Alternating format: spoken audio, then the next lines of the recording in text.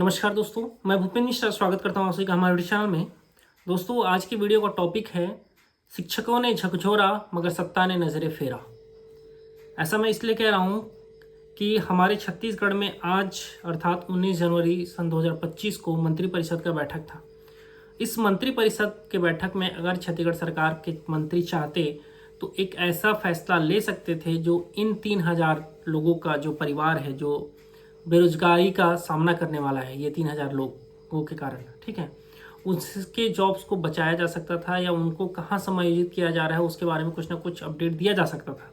लेकिन सरकार ने वो नहीं किया और एक प्रकार से कहा जाए कि जो शिक्षक हैं, जो इतना मेहनत कर रहे हैं, संघर्ष कर रहे हैं, मतलब समझ जाओ, जो शिक्षक अंबिकापुर से पैदल चल करके रायपुर आ गए और रायपुर से तूता से फिर आपके मरीन ड्राइव में बैठे हुए हैं, इतना चल करके वो आ गए। लेकिन ये जो नेता हैं, जो नेता बने बैठे हैं, उनसे चंद कदम भी चला नहीं गया उन बेरोजगारों तक।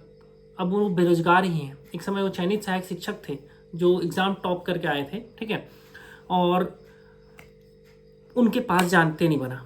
कुछ जो वीडियोस आपको दिखाऊंगा भी, लेकिन कुछ चीज़ों को मैं कहना चाहता हूं जो हमारे जो चयनित छत्तीसगढ़ में सहायक शिक्षक हैं उनको जरूर सुनना चाहिए। देखिए, अगर ये गलती आपकी है कि आपने मेरिट में नंबर लाया है और आपने सिलेक्शन लिया है, अगर ये आपकी गलती है, ये ऐसा सरकार बोल रही है, ठीक है, तो एक गलती उसकी भी होगी जिसने इसका नोटिफिकेशन जारी किया है। वो अधिकारी कौन था, उस अधिकारी को लाओ कि उसने स्पष्ट रूप से क्यों नहीं लिखा कि इस भर्ती में सिर्फ और सिर्फ डीएड ही पात्र होगा, बीएड पात्र नहीं होगा। उस अधिकारी पर भी आरोप लगना चाहिए और उस अधिकारी पर भी कार्रवाई होना चाहिए। दूसरा चीज, छत्तीसगढ़ का जो राजपत्र है उसमें जब ये चीज गलत लिखा था तो छत्तीसगढ़ का राजपत्र किसके नाम पर प्रकाशित होता है, मैं नाम नहीं लूंगा, ठीक है, कौन होता है उसमें सर्वे सर्वा राजपत्र का, उसके ऊपर कार्रवाई होना चाहिए। छत्तीसगढ़ में अगर आप किसी से एक साल तक, तो पहले नियम, अगर संविदा जॉब का भी बात करें, ठीक है, तो उसका भी क्राइटेरिया होता है, आप 11 महीने तक ही किसी से जॉब ले सकते हो सकता है इसका कोई ना कोई तोड़ कुछ ना कुछ बोल दें, लेकिन आपने 15 महीने तक जॉब कैसे करवाया। अगर निकालना ही था तो ऐसे बहुत सारी चीज़ें हैं जो छत्तीसगढ़ सरकार से पूछी जा सकती है। और अगर कार्रवाई करना था तो उन सभी अधिकारियों पर कार्रवाई क्यों नहीं किया गया, ये भी सबसे बड़ा सवाल है।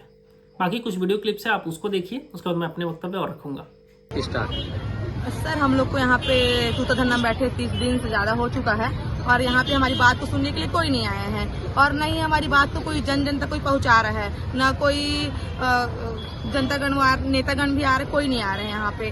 तो हम लोग यहाँ पे आज बैठे हैं रोड में हमारा, ताकि हमारी बात जन तक पहुँचे और हमारा समायोजन जल्दी हो। कमेटी जो गठित हुई है, हम ये चाहते हैं कि कमेटी अपना फैसला 14 दिनों के अंदर में लिखित में हमें ये बोल के अभी दे कि आपका समायोजन हम इस तरीके से रख रहे हैं। हम कल ओपी चौधरी जी के बंगले के बाहर हम ये बोल रहे थे कि 15 दिनों में हमें कमेटी कुछ भी निर्णय दे, लेकिन ये बोल रहे थे कि लिखित में हमें कुछ आश्वासन दे। आज हम ये बोल रहे हैं कि 14 दिनों में हमें एक लिखित आश्वासन ये दे कि 14 दिनों के भीतर आप लोगों का हम इस तरीके से समायोजन कर रहे हैं। जब तक ये रास्ता लिखित में हमें नहीं देती गवर्नमेंट, तब तक हम यही बैठे रहेंगे। करना होगा, तो समायोजन तुमको करना होगा। विष्णुदास सरकार होश में आओ। बीएड शिक्षकों की बात सुननी होगी। विष्णु सरकार होश में आओ। होश में आके काम करो। बीएड शिक्षकों का समायोजन करना होगा। और हम अपना अधिकार मांगते, किसी से भीख मांगते। बीएड शिक्षकों का समायोजन करना होगा। एक ही नारा, एक ही मांग, समायोजन। एक ही नारा, एक ही मांग, समायोजन। आप लोग इतनी बड़ी संख्या में यहाँ पर क्यों इकट्ठा हुआ है तेलीबांधा मरीन ड्राइव पे? हम बर्खास्त हुए बीएड सहायक शिक्षक हैं जो 1 जनवरी की तारीख को हम लोग को बर्खास्त कर दिया गया है और हम यहाँ पर अपनी सेवा सुरक्षा के लिए आए हैं। 5 दिन की पद यात्रा और 35 दिन का धरने के बाद भी सरकार का कोई डेलीगेट्स हमारे पास नहीं पहुँचा, इसलिए हम आज रोड पर उतर आए अपने पेरेंट्स के साथ, ताकि हम अपने अधिकार को और अपनी बातों को सरकार तक पहुंचा सकें। हम जब यहाँ पर यात्रा की परमिशन मांगते हैं, प्रशासन द्वारा हमें धमकाया जाता है कि हमें यात्रा की परमिशन नहीं दी जाएगी। हम जब रैली की, शांतिपूर्ण रैली की परमिशन कोशिश करते हैं तो हमें बोला जाता है कि अगर आप रैली निकालते हैं तो हमें बलवा कांड का आपके ऊपर केस दायर करना होगा और आपको यहाँ से सीधा पुलिस थाना या जेल के अंदर रखना पड़ेगा। इसलिए आज हम अपने पालकों के साथ यहाँ रोड पर उतरे हैं और अपन बिना बातों को मंगवाए यहाँ से हटेंगे नहीं। आपकी मांग क्या है? हमारी मांग ये है कि जो कमेटी हमारे लिए बनी गई है वो कमेटी का निर्णय में आने तक हमें सेवा में रखा जाए और ये भी आश्वासन दिया जाए कि कमेटी का जो निर्णय है वो हमारे लिए नौकरी के बदले नौकरी ही हमें चाहिए, ये हमें दिया जाएगा।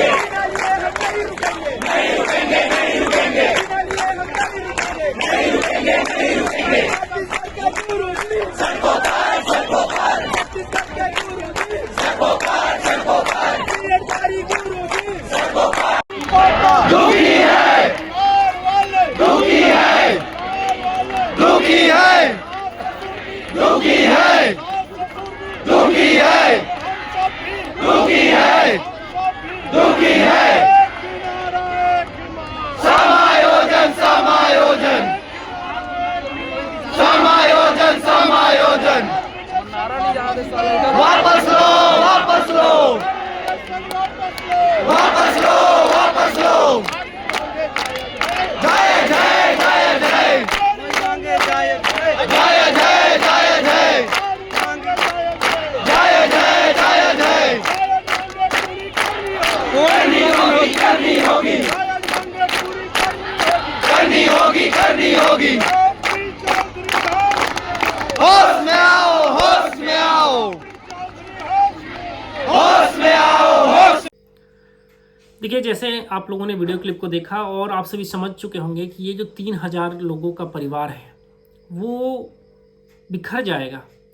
जब किसी का जॉब चला जाता है तो उसका क्या हालात होता है आप सभी समझ सकते हैं। ठीक है, जो सक्षम है वो तो इसको बर्दाश्त कर लेंगे। जैसे 3000 में मैं मानता हूँ कि कम से कम 1000 लोग तो सक्षम होंगे जिनको कोई फर्क नहीं पड़ेगा जॉब जाने से या जॉब रहने से। लेकिन कुछ लोग ऐसे होंगे जिनकी पूरी की पूरी उम्मीदें टिकी होगी, जिनका अब एज लगभग क्रॉस हो गया होगा। ऐसे बहुत सारे लोग होंगे। ठीक है, उनके ऊपर क्या बीतेगा ये सोचिए।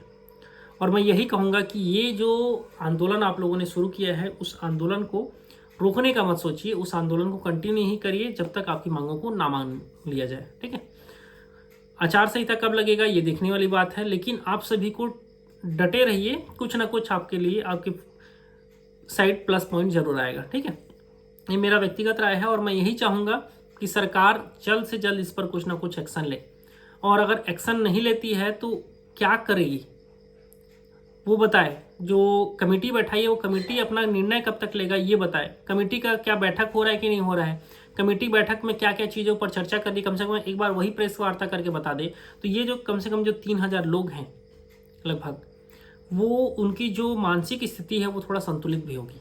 अभी वो संतुलित नहीं है उनकी मानसिक स्थिति। बाकी वीडियो यहीं तक था। आपका जो राय हो नीचे कमेंट करके बता सकते हैं। वीडियो को अंत तक देखने के लिए बहुत बहुत धन्यवाद। Thank you.